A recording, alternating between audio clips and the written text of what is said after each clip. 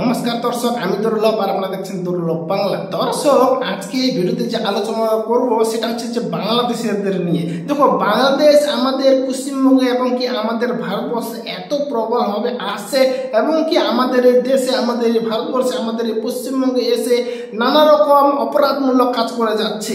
মানে দ্বিধাহীনভাবে যেভাবে আসছে, কোনো ডকুমেন্টস ছাড়াই, কোনো পাসপোর্ট ইত্যাদি ছাড়াই, ঠিক একইভাবে আমাদের ভারতবর্ষে এসে নানা রকম অবৈধমূলক কাজ করছে। ফলে এটা দিন দিন বেড়ে যাচ্ছে। আর বিশেষ করে ভোটের সময় তো এই বিষয়টা বেশি আমরা লক্ষ্য করি। ফলে আমাদের সরকার, আমাদের ভারতবর্ষ, আমাদের কেন্দ্রীয় সরকার একটা নতুন আইন আনার চেষ্টা করছে। সেটা হচ্ছে যে 7 বছর জেল। যদি কোনো বাংলাদেশি অবৈধভাবে ভারতে প্রবেশ করে এবং কি ধরা পড়ে, তাহলে তাকে 7 বছর, মিনিমাম 7 বছর তাকে জেলে থাকতে হবে এবং কি 10,000 টাকা পর্যন্ত জরিমানা দিতে হতে পারে। এই নিয়মটা কিন্তু আসতে চলেছে এখন দ্রুত।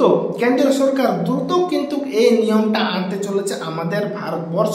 এর আগে আমরা শুনেছি ভারতবর্ষ সরকার, মানে বাংলাদেশিরা যখন ভারতবর্ষে আসে, পশ্চিমবঙ্গে আসে, তারপর আমরা দেখি কি যে সেই বাংলাদেশিদের ধরে বাংলাদেশে পাঠিয়ে দিত। ফলে কি হতো, তারা আরো সুযোগ পেয়ে যেত, কিছুই তো করছে না, আমাদেরকে যদি ধরা পড়ি আমরা, তাহলে আমাদেরকে রিটার্ন দিয়ে দেবে বাংলাদেশে, আমাদেরকে এনে দেবে। তাতে কি হবে, আমরা আবার যাব, আবার যদি ধরা পড়ি আবার বাংলাদেশে নিয়ে পাঠিয়ে দেবে। তো এটা না, এখন ডাইরেক্ট 7 বছর ধরে 7 বছর অবধি জেল কাটতে হবে, জেলে থাকতে হবে, মানে কারাবাস। আর 10 লক্ষ টাকা পর্যন্ত জরিমানা হতে পারে। দর্শক, কি সিস্টেমটা কি ভালো হবে? এই আইনটা কি ভালো হবে?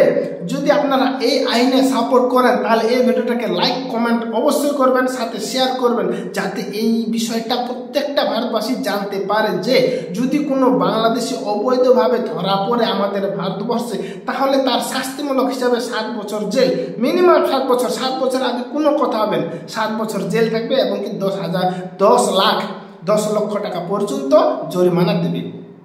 সেখানে কোনো থাকবে না যে 5 মাস পর কিংবা 1 বছর পর কিংবা 1.5 বছর 2 বছর পর আবার জামিন পেয়ে যাচ্ছে, এরকম কোনো সিস্টেম থাকবে না, ডাইরেক্ট 7 বছর। ফলে বাংলাদেশিদের মনে একটা আতঙ্ক থাকবে এবং কি অনেকে রিস্ক নিতে চাইবে না, বেশিরভাগই রিস্ক নিতে চাইবে না। কারণ ওরা ভাববে যে যদি আমরা কোনো ক্রমে আমাদের ধরে ফেলি, তাহলে 7 বছর পর্যন্ত আমাদেরকে আর বাংলাদেশে ফিরতে হবে না এবং কি জেলের মধ্যে কাটতে হবে। মানে 7 বছর আমাদের জীবন থেকে 7টা বছর কমে যাবে এবং কি সেই 7 বছর ধরে এক ঘরে থাকা, একটা জায়গায় থাকা, সেখানে কোনো টাকা পয়সা নেই, এভাবে কিন্তু একটা বড় একটা কঠিন ব্যাপার আর কি। ফলে অনেকের মনে আতঙ্ক হবে এবং কি সেখান থেকেই অনেক বাংলাদেশি দূরে চলে যাবে যে না ভাই, এর মধ্যে আমি নেই। বুঝতে পারছেন তো দর্শক? এবং কি যারা আসবে তারা উপযুক্ত বৈধ ভিসা তো লাগে না, পাসপোর্ট বানিয়ে উপযুক্ত ডকুমেন্টস দেখিয়ে সময় নিয়ে আমাদের পশ্চিমবঙ্গে চিকিৎসার জন্য কিংবা আদার্স কাজের জন্য পশ্চিমবঙ্গ কিংবা ভারতবর্ষে আসতে পারে। দর্শক, এই সিস্টেমটা কিন্তু আনতে চলেছে। এই সিস্টেমটা আমাকে তো, বিশেষ করে আমি পার্সোনাল, আমার যে মতামত, আমি তো বলছি এটা খুবই সিস্টেমটা ভালো হবে। শুধু 7 বছর কেন, আরও বাড়িয়ে দিক, 7 বছর 10 বছর পর্যন্ত থাকতে হবে। এরকম যদি কোনো একটা কঠোর ব্যবস্থা নেওয়া যায়, তাহলে কিন্তু বাংলাদেশরা অতি সহজে, আপনারা তো এই নিউজ চ্যানেলে দেখছেন কিছুদিন আগে যে বাংলাদেশ, ইন্ডিয়া, পশ্চিমবঙ্গের মধ্যে, পশ্চিমবঙ্গ নয়, বাংলাদেশ আর ভারত, বাংলাদেশ এবং কি ভারতের মধ্যে যে একটা চলছিল না, কন্ট্রোভার্সি এবং কি একটা কি বলবো আর চলছিল। তো তাতে আমরা অনেক জায়গায় দেখেছি যে কোনো বেড়া নাই, এমনি খালি আলের মতো আছে, এদিকে বাংলাদেশ, এদিকে ভারতবর্ষ।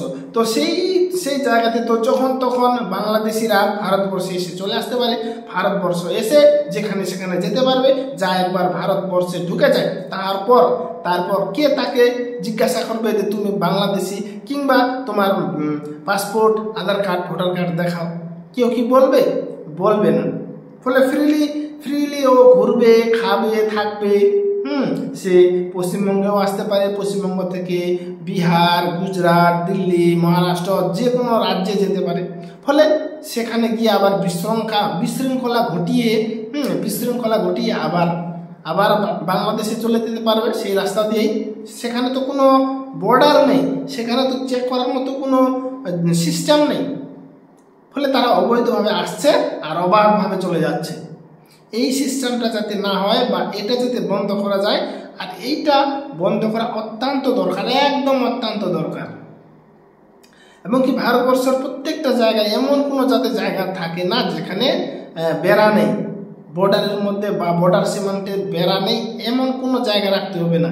এবং কি সমস্ত বর্ডারে, ভারতবর্ষের সমস্ত চারিদিকের বর্ডারে অবশ্যই সেখানে নজরদারি রাখতে হবে। দর্শক, আপনাদের মতামত কি আপনারা অবশ্যই জানাবেন। আর এই যে চিন্তাধারাটা চলছে, এই চিন্তাধারাতে আপনাদের কি মত, আপনাদের কি মতামত? যদি আপনার এই মতামতটা ভালো লাগে বা এই 7 বছর 10 লক্ষ টাকা এই সিস্টেমটা যদি ভালো লাগে, তাহলে অবশ্যই শেয়ার করবেন আপনাদের বন্ধুদের, কারণ তাদেরকেও জানতে হবে, তারাও যাতে জানে। তো দর্শক, এই হচ্ছে ব্যাপার। আশা করি বিষয়টা এবং কি সিস্টেমটা ভালো লেগেছে। যদি ভালো লাগে তাহলে আমার এই ভিডিওকে লাইক, কমেন্ট, শেয়ার, এবং কি এই রকম ভিডিও পেতে অবশ্যই আমার এই ইউটিউব চ্যানেলটাকে সাবস্ক্রাইব করতে হবে। দর্শক, ভালো থাকবেন, সুস্থ থাকবেন, দেখা হচ্ছে পরবর্তীতে। ততক্ষণে ভালো থাকবেন, সুস্থ থাকবেন। ধন্যবাদ।